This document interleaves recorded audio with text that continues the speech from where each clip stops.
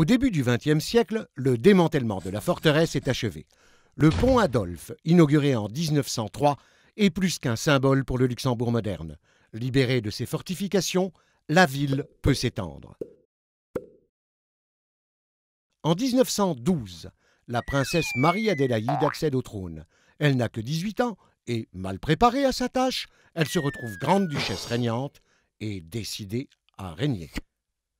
Pendant 6 semaines, elle refuse de signer la loi scolaire, qui limite l'influence du clergé catholique dans l'enseignement primaire, dissout le Parlement ou refuse la nomination de hauts fonctionnaires.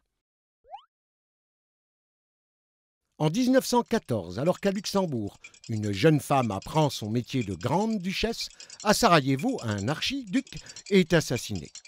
La Première Guerre mondiale éclate. En dépit de sa neutralité, garantie en 1867 par les puissances européennes, le Luxembourg est occupé par les troupes allemandes. Le gouvernement et la souveraine, à laquelle on reprochera ses sympathies allemandes, ont à gérer un pays occupé, mais où la vie politique continue.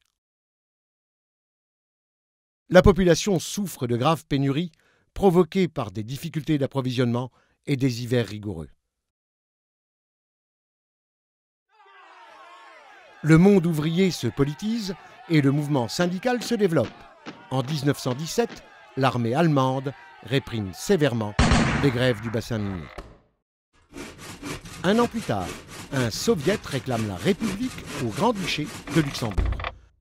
Marie-Adélaïde est contrainte d'abdiquer en faveur de sa sœur cadette Charlotte.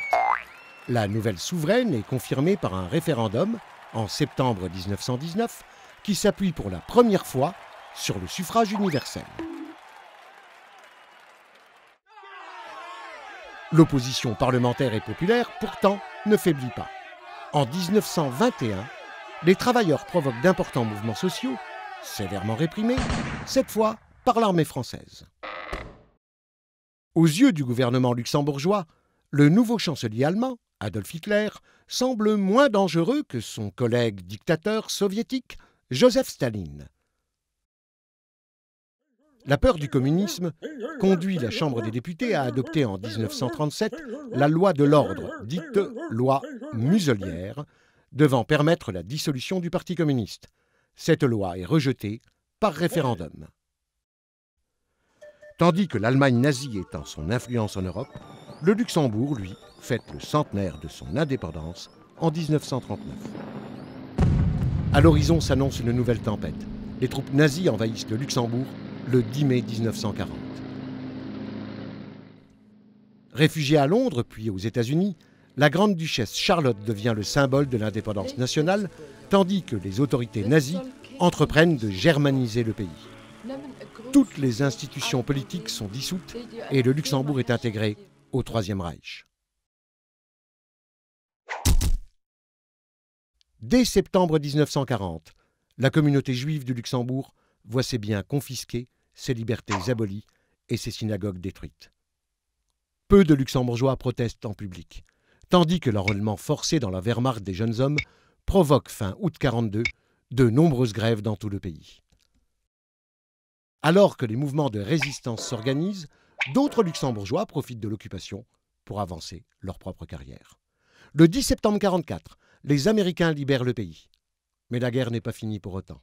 La bataille des Ardennes frappe durement le nord du pays fin 1944, début 1945 et y cause des dégâts matériels considérables.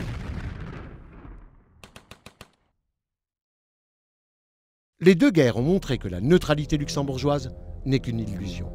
Le pays n'est pas un îlot épargné par les réalités du monde. En 1947, le Benelux devient une réalité. D'aucuns le qualifient comme premier acte vers un espace européen.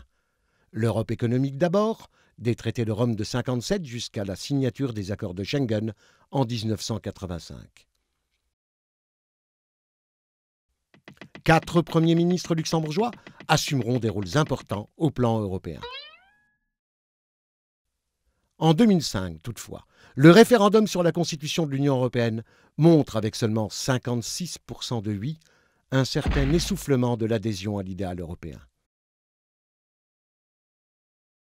À l'heure de la mondialisation, l'indépendance politique du Luxembourg n'est plus menacée. Toutefois, le pays reste évidemment dépendant d'un étranger d'autant plus grand que le pays est petit, comme l'a formulé l'ancien Premier ministre Gaston Thorn.